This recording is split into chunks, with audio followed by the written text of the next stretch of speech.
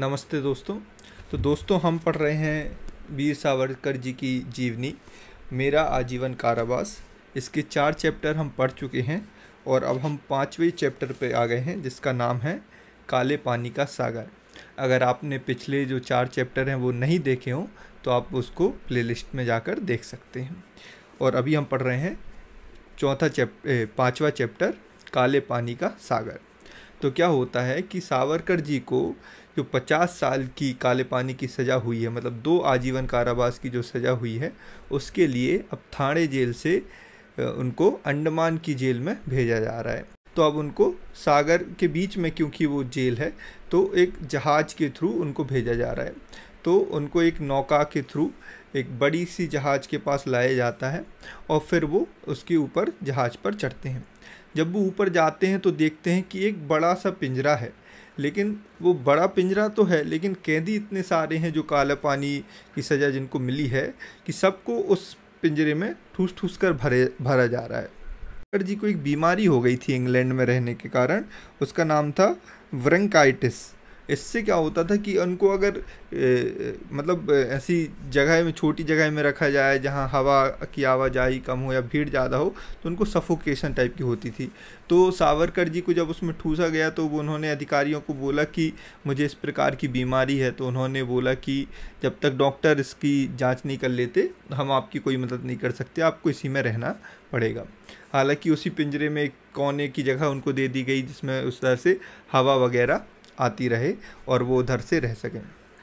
लेकिन क्या है कि अब इतना खचाखच वो भरा था, जब रात होती है तो जब कैदी सारे सोते हैं तो किसी का पैर किसी के सिर के पास है, किसी मतलब एक ऊपर, लगभग एक दूसरे के ऊपर नीचे वो सो रहे हैं। इतनी उस पिंजरे में इतनी जगह भी नहीं है।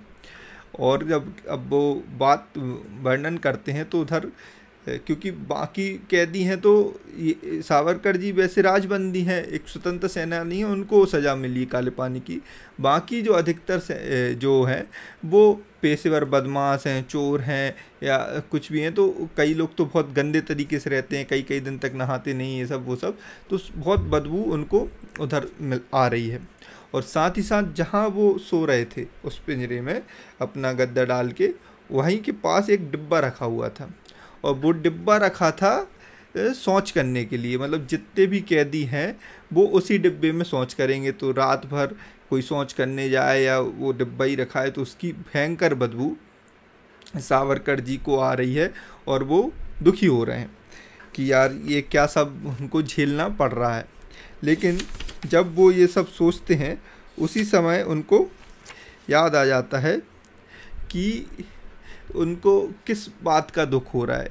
क्या जो एक नेचुरल प्रक्रिया है वो तो सब करेंगे ही, और जो बाकी जो कैदी हैं जब वो उधर सावरकर जी हैं और उधर ही उनको सोच करनी पड़ रही है तो वो थोड़े सकुचाते हैं, क्योंकि एक थोड़ा मान सावरकर जी के प्रति उधर के कैदियों में है। तो एक कोई कैदी आके बोलता है कि आप उस कोने में चले जाइए और इधर मैं सो जाता हूँ जिससे आपको इतना डिस्टर्बेंस नहीं होगा। तो सावरकर जी उसके लिए मना कर देते हैं कि मैं हूँ या तुम हो, किसी ना किसी को तो वो सब झेलना ही पड़ेगा। तो इसमें क्या बात, तुम क्यों झेलो, मैं ही झेलता हूँ। और जब जो शौच के लिए जो कैदी आ रहे हैं और तो वो शर्मा रहे हैं या उन संकोच हो रहा है कि यार इधर कैसे करें, तो वो सावरकर जी उनको भी बोलते हैं ये तो प्राकृतिक क्रिया है, तुम्हें करनी पड़ेगी। आज तुम कर रहे हो, कल मुझे ज़रूरत पड़ेगी तो मैं भी करूँगा ही उसमें। तो उसमें इतनी हिचकिचाने की या संकोच की बात नहीं है। और इस पर उन्हें एक कहानी आती है, उसका वर्णन वो अपनी पुस्तक में कर रहे हैं, रामकृष्ण परमहंस जी की। तो वो लिखते हैं, रामकृष्ण परमहंस के विषय में भी इसी तरह की आख्यायिका है। अपनी अद्वैत अनुभूति के सारे साधन समाप्त होने के पश्चात एक अंतिम कठिन साधना के रूप में कलकत्ता में वे एक स्थान पर गए जहाँ मैला डला हुआ था। मैला आने वो शौच को कहते हैं, मैला डला हुआ था। वहाँ पड़ी विष्टा को अपने हाथों में उलट पुलट करते हुए उन्होंने 5 काड़ी भरकर विष्टा मुँह में डाल ली।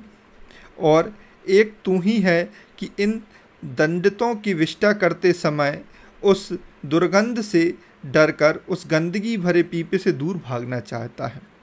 अन्य लोगों की विष्ठा के पीपे से चाहे कितनी भी दूर भागो, तदापि उसका क्या करोगे जो तुम्हें अपनी विष्ठा का पीपा अपनी ही पीठ पर ढोना पड़ता है। तुम उसे लाख वस्त्रों की आड़ में छिपा लो, तदापि ढकने से भी वह खुला का खुला ही रहेगा, चारों ओर दुर्गंधी छोड़ेगा। समर्थ रामदास स्वामी ने यह स्पष्ट कहा है, भक्षण करते ही सुग्रास अन्न, आधी विष्ठा आधा बमन, पीते ही भागीरथी का जीवन, मूत्र होए तत्काल। वैसे तो आप समझ गए होंगे कि जो भी अपन खा रहे हैं, तो जैसे ही खाते हैं उसमें से आधा तो उसमें विष्ठा बन जाती है, आधा बमन में चला जाता है। ऐसे ही कोई पानी अपन भले गंगा जी का पी लें, लेकिन निकलना क्या है, वो मूत्र बन जाएगा। तो इस प्रकार से एक वो रामदास जी की जो पंक्तियाँ उन्होंने कही थी उसको लिख रहे हैं। तो फिर चाहे राजा हो या रंग, पेट में विष्ठा नहीं चुकती।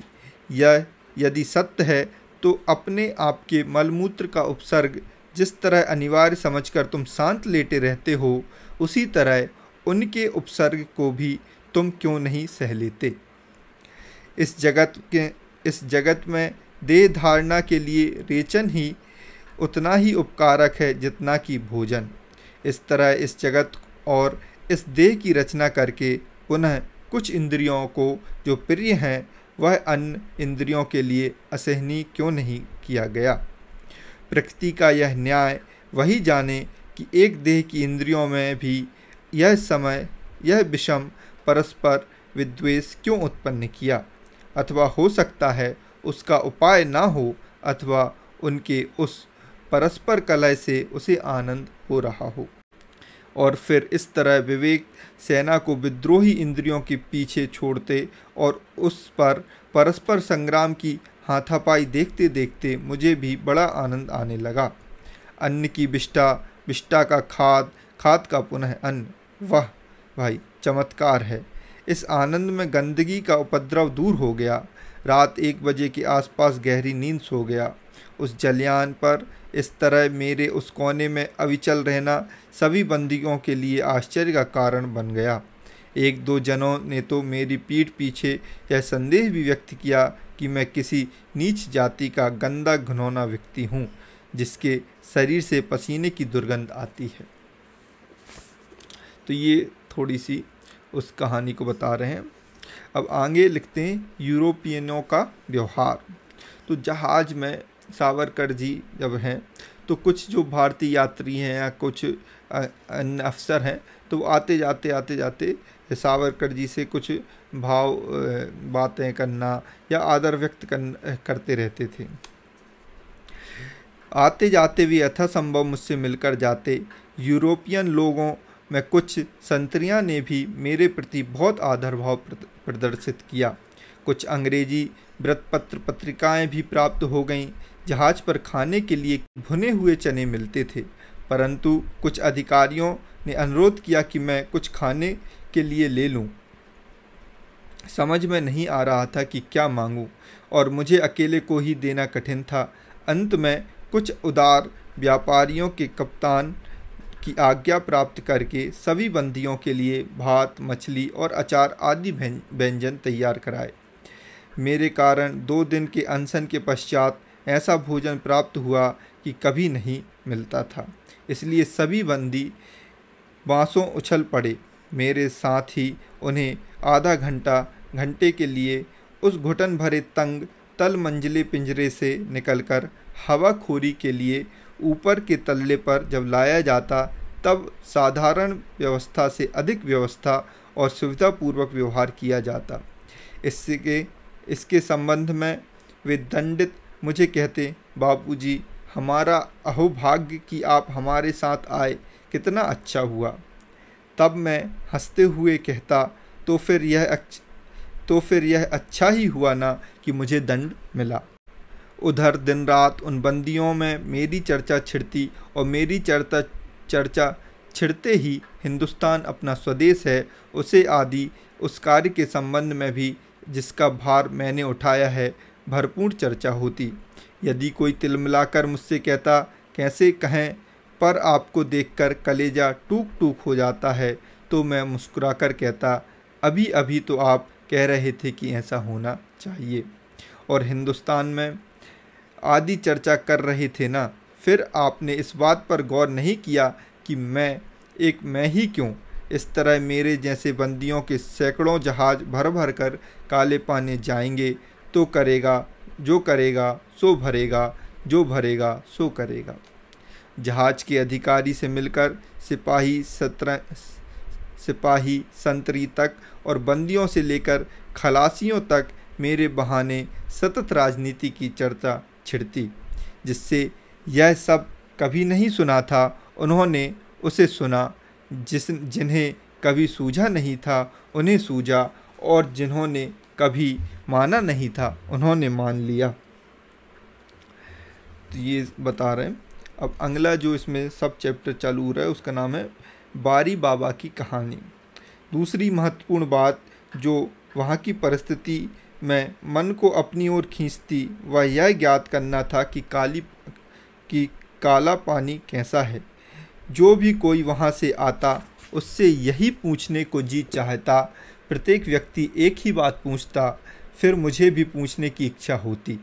अंडमान के सिपाहियों की वह टोली जो बंदियों को लेने आई थी उनसे पूछते, क्योंकि वह इस विषय के प्रमुख अधिकारी और वही इसके ज्ञाता हैं। काला पानी का नाम लेते ही वे सबसे पहले बारी बाबा की कहानी सुनाते। उनकी धारणा थी कि बारी बाबा ही काला पानी है। उन दंडितों में से जो अत्यंत निर्दय बंदी होते हैं वे बिना किसी कारण हो हल्ला करके आपस में गाली गलौज करते, तब सिपाही क्रोधित हो जाते। अरे हट, तू बड़ी चढ़ी हुई है ना, तुझे समझता है कि तू ही सबसे बड़ा बदमाश है। अगर एक बार बारी बाबा को देखा तो सारे होश ठिकाने आ जाएंगे। अरे धोती ढीली हो जाएगी, धोती में मूतोगे समझे। बारी बाबा और हमारी शीघ्र ही गहरी मित्रता होने वाली थी, अतः उन सिपाहियों को उस संबंध में अधिक कुरेदने में कोई तुक नहीं था। अंडमान के संबंध में वे कहते हैं, बापूजी 6 महीने में मुक्ति मिलेगी। आप जैसे पढ़े लिखे बाबुओं को तो ऑफिस में काम मिलेगा। इतना ही नहीं, पूरा जिला आपकी आज्ञा में रहेगा। 10 वर्षों तक सहस्त्रों रुपया जुटा सकोगे और 10 वर्षों के पश्चात घर बार बसा लोगे। मन ही मन में सोचता, यह क्या भाई, कहीं मुझे क्रांतिकारी आंदोलन में भाग लेने के उपलक्ष्य में पुरस्कृत करने के लिए तो अंडमान नहीं ले जा रहे हैं। चलो अच्छा ही हुआ जो मार्सेलिस में पकड़ा गया। यूरोप के दर दर की ठोकरें खाते हुए भटकने से दुखद जीवन का मैंने अनुभव किया है। अंडमान का जीवन जैसे ये वर्णन कर रहे हैं इससे अधिक असहनीय तो नहीं है, अर्थात वैसे ही तो नहीं जैसा यह विखान कर रहे हैं। हाँ, हो सकता है वैसा ही हो, परंतु क्या वह मेरे भाग में होगा? असंभव, सर्वदा असंभव। उनकी अवस्था कैसी है जो राजबंदी पहली बार ही अंडमान गए थे? क्या मेरी उनसे भेंट होगी? और मेरे ज्येष्ठ बंधु, कोई भी निश्चित जानकारी नहीं दे सकता था। बस इतना ही ज्ञात हुआ कि वे लोग वहाँ हैं, कारागृह में हैं। प्रायः मैं भी उधर ही जाऊंगा। सभी कह रहे हैं कि आज अंडमान जाएगा। प्रातःकाल से के 6 बज चुके थे। सभी दंडितों को पंक्ति के ऊपर लाया गया। ऊपरी तल्ले पर लास्कार आदि सेवक जहाज धो रहे थे। बढ़ते बढ़ते सूरज का ताप प्रखर हो गया। आज बंदियों के मन बिखर रहे थे कि काला पानी आएगा। यात्रा की धांधली से दबी हुई लाचारी, ब्रह और शोकपूर्ण विचार में चित्त और पर उमड़ कर ऊपर उठकर हृदय में घुसकर उसे चंचल बना रहे हैं। जैसे सागर की तलहटी की मछलियाँ उछल उछल कर ऊपरी सतह में घुसती हैं, मैं काले पानी की छाँव से घिर गया हूँ। सागर शांत है, किसी झील की तरह स्तब्ध, और उस पर यह जलयान ऐसे सलिल व्यवहार कर रहा है जैसे कि हिम प्रदेश में बालक मज़े में हिम पर फिसलते हैं। सूरज पृथ्वी और टकटकी बांध का निरीक्षण कर रहा है। जैसे कि मानव द्वारा जड़ सृष्टि पर प्राप्त हुई इस अपूर्व विजय से वह विस्मित हो गया हो। कितना विशाल सागर और यह कैसी पिद्दी सी नौका, परंतु उस नौका में एक छोटी सी कोठरी में बैठा एक मानव उस सागर को अपने चप्पू के अंकुश से अपनी इच्छा अनुसार मोड़कर उसे अपना गुलाम बनाए हुए है। यह मानव की जड़ सृष्टि पर प्राप्त कितनी बड़ी विजय है। कैसे कहें, एक दिन यही सूरज उस नूतन विजय की ओर जो मनुष्य ने अपने मन पर प्राप्त की है, इसी तरह भौचक्का होकर पृथ्वी की ओर देखता रहेगा। मनुष्य भी मन में विराजमान उस राक्षस पर विजय प्राप्त कर पीड़ित और पीड़ित को एक दूसरे से छेद कर और अपने पैरों में बड़ी दास्ता की बेड़ियां तोड़कर मुक्त हो गया है। तथापि वह प्रेम पास में परस्पर बंध गया है। हाँ, एक समय ऐसा भी आएगा, ऐसा धन्य दिवस न जाने कब उदित होगा, जब यह सूर्य इस नूतन विजय से प्रमुदित होकर वसुंधरा की ओर इसी तरह देखता रहेगा। मानव जाति की स्वतंत्रता केवल मनुष्य मात्र के प्रेम की दासी रहेगी। इस धन्य दिवस पर धन्य उन समस्त भक्त कष्टों तथा हुतात्माओं के कष्ट भोग तथा होतात्मा सफल होंगे, जिन्होंने यह धन्य दिल लाने के लिए आत्म बलिदान किया। समस्त मानव जाति उन अपनी आभारी रहेगी, जिन्हें इस विषय पर वह महान श्रेय प्राप्त होने वाला है, उनमें भी अंश भागी होऊंगा। कितना महान, कितना उज्ज्वल है यह भविष्य काल। अब आ गए हैं प्रस्तुत स्थिति। परंतु वर्तमान तुम्हारी प्रस्तुत स्थिति स्वप्न स्वप्न, अरे मूर्ख, तुम ही आ रहे हो भविष्य के।